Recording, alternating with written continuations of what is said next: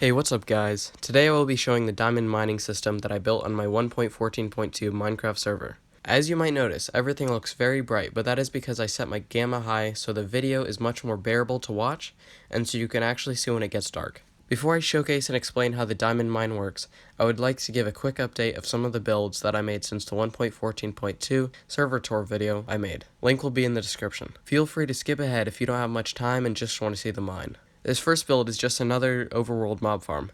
It's the same design as the one next to my ocean base, but it's far less efficient because it's right next to the witch farm. I do regret building it at this location. Next build isn't even a farm, it's a carpet thing. That's all I have to say about it. This monstrosity of a villager trading hall is sadly a failure because of a few bugs in this version of Minecraft, specifically involving the pathfinding villagers to their workstations. So for example, this villager right here won't restock his trades because he doesn't see this lectern as his workstation. The second bug is that the activator rails seem to sometimes do their function of taking the villager out of the minecart and placing him to the right even when it's not powered. However, this isn't a complete fail because the automatic villager breeder works like a charm, and so I could simply redirect the rails to take the villagers where I would want them to go. Next thing is that I did a remodel of the sugarcane farm, so it looks a whole lot nicer and functions a lot better, I think partly due to it being contained within one chunk. For those of you who don't know, a chunk is a 16 by 16 block wide area, and if you contain a redstone farm or contraption within that chunk, you don't have to run the risk of breaking it or it malfunctioning due to the way chunks are loaded and unloaded by the game. Oh, also there's this random thing that I built when I was bored. It started off with one tower, and then I made 3 more identical ones. After that I made 3 concentric circles with a ring in the middle, and I wasn't sure what I was going to build in the center, but then I thought of the white tree from Lord of the Rings. Of course that didn't work because Minecraft Birch doesn't have the same texture as the tree from Lord of the Rings, and it wouldn't even look that great due to the lack of leaves. I decided to settle on a cherry tree because it looks cool and isn't that difficult to build. The bottom with water was kind of random, I guess. I am not sure why I made that. So now that I have gone over these updates, you can now see what you probably clicked on the video for. I have some screenshots showing the progress of the diamond mine up until its completion.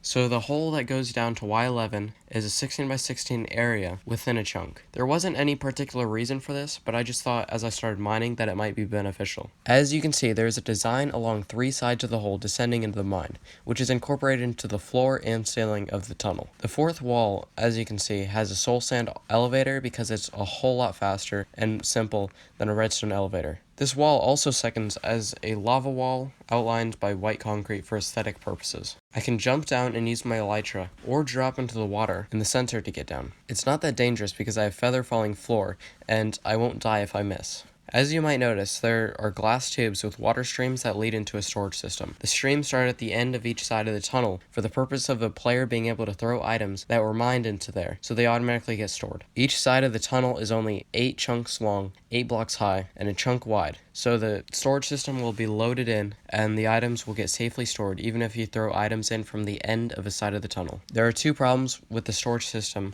that a more experienced Minecraft player might have noticed. The first was that the water streams converged into the center from each side over the hoppers, which would work, but if one side is full then the items would stop in the middle and despawn even with the empty spaces on the other side, because the water stream on the other side would push the items back to the center. I solved this by having the item stream circulate. This solved the other problem, which was that the items would sometimes skip over the hoppers, where the top hoppers would completely fill up, not allowing more items to be picked up until they have more room, and so with this loop, it constantly runs the items over the hoppers. I don't think the items even despawn when they're perpetually in motion too. And so you can see that other than that, it's just a typical storage system. Other parts like the mirrored design on the ceiling and floor of the tunnel, the checkered wall, and the mirrored Star Wars styled bay doors on each end of the tunnel are more to look nice than to serve an actual purpose. Finally, we reach the actual diamond mining part of this operation, which involves 2 layers of 1 wide 3 block tall tunnels that are dug out once every 3 blocks, as you can see. When you start mining, you turn on the redstone lamp that is below you if you are on bottom and above you if you are on the top row. The purpose of 3-block tall tunnels is partially because some say that is the best way to find diamonds,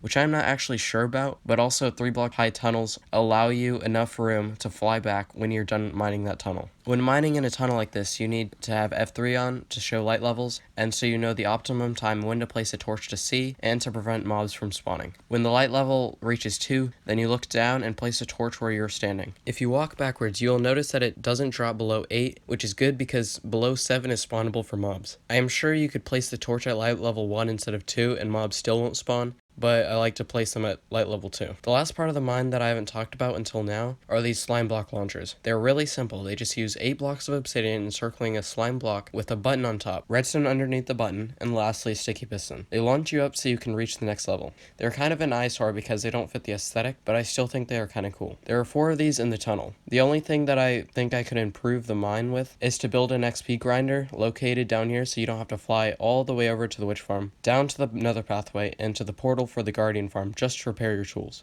I hope you enjoyed and or learned something. If you want more of this kind of content, hit that subscribe button with your special edition diamond pickaxe and comment what you want to see me make next. Thank you all for watching, and I'll see you in the next video. Missing someone